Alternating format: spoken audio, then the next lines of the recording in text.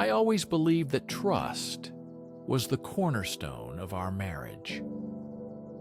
Emily and I had been together for 7 years, building a life in the cozy suburbs of Atlanta. We both had demanding jobs. Emily was a marketing manager, and I worked as a software developer. Yet, we always made time for each other.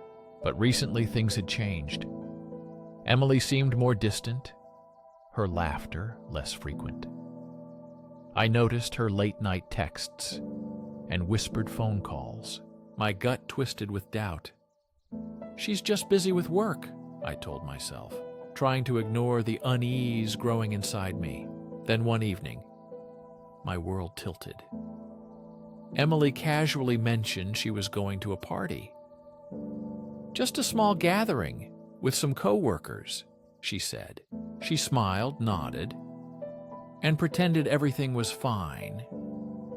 But inside, I felt completely different. That night, sitting alone on the couch, anxiety grew.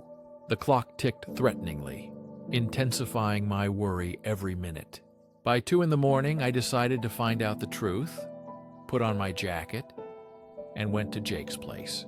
My heart pounded with fear and anger.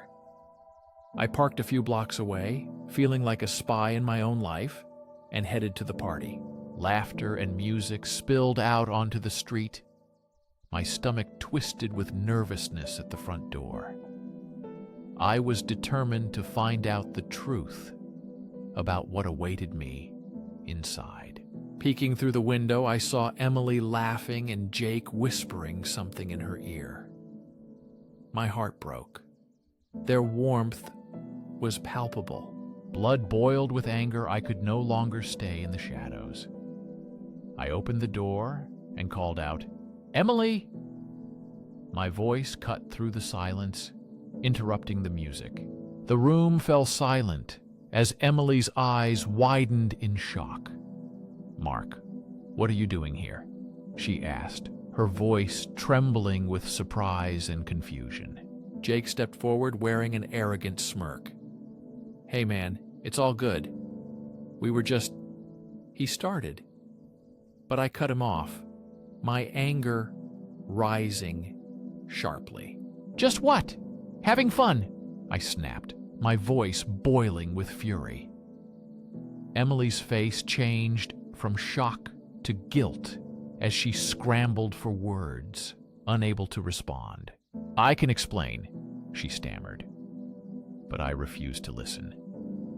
The betrayal was too fresh, too painful to accept any excuses from her lips. "You know what? I don't need an explanation.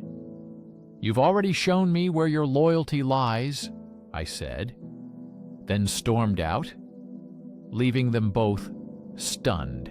I felt hollow driving home, the reality of Emily's infidelity sinking deep into my heart.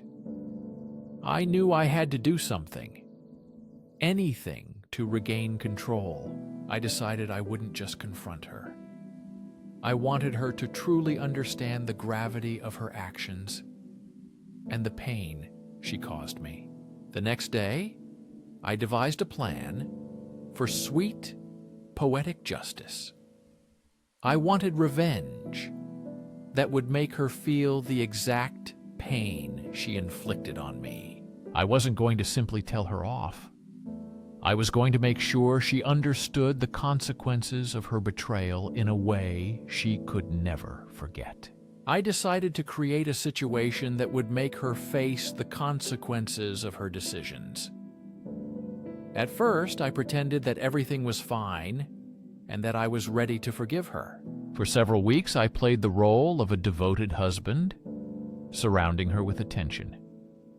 I planned dinners and romantic evenings with love and care. I patiently listened as she expressed guilt about that party. "Mark, I didn't mean to hurt you. I just got carried away," she said, with a haze in her eyes. I pretended to understand, nodding my head, while in my mind, I was already planning the next move, remaining the perfect husband in her eyes. At the same time, I contacted Jake under the pretext of wanting to mend our relationship. "Hey, buddy, let's have a drink and talk," I wrote to him. To my surprise, he readily agreed to meet. I knew he would take the bait and not suspect any trickery. At the bar, I stayed calm as if nothing had happened. We talked about work, sports, and life. But inside, I was brewing my own cunning strategy. I couldn't let him think I was weak. "Jake, I know you and Emily," I began, preparing my next line. I casually brought up the topic, saying I understood she was a great woman, but this was more than just a fling. I truly cared about her. Jake laughed confidently. "Of course, man, I respect your relationship. Just having fun, you know," Jake said. "Yeah, well, fun can have consequences," I replied, letting the meaning hang in the air. Jake shrugged it off, but I noticed a flicker of uncertainty cross his face. I leaned back, satisfied I had planted a seed of doubt in his mind. The next phase of my plan involved Emily's friends. I mentioned to a mutual friend that Jake and Emily had been flirting, exaggerating just enough to create suspicion. I knew this gossip would reach Emily, and it did. A few days later, she confronted me, asking if I told Sarah about her flirting with Jake. I pretended to be innocent, denying any direct accusation. "Flirting? No, I only heard rumors and thought it strange how close you two were getting," I said. Emily's face twisted with confusion and anger. I saw realization dawn on her as she said, "I swear it wasn't like that. I tried to fix it. Believe me, but I didn't want her trust. I wanted her to feel the weight of her decisions and actions." The following week, I intensified my revenge. I organized a dinner with several close friends, including Jake. Emily was also invited. I knew the tension would be palpable. All evening I watched with satisfaction as Emily's discomfort grew with every minute.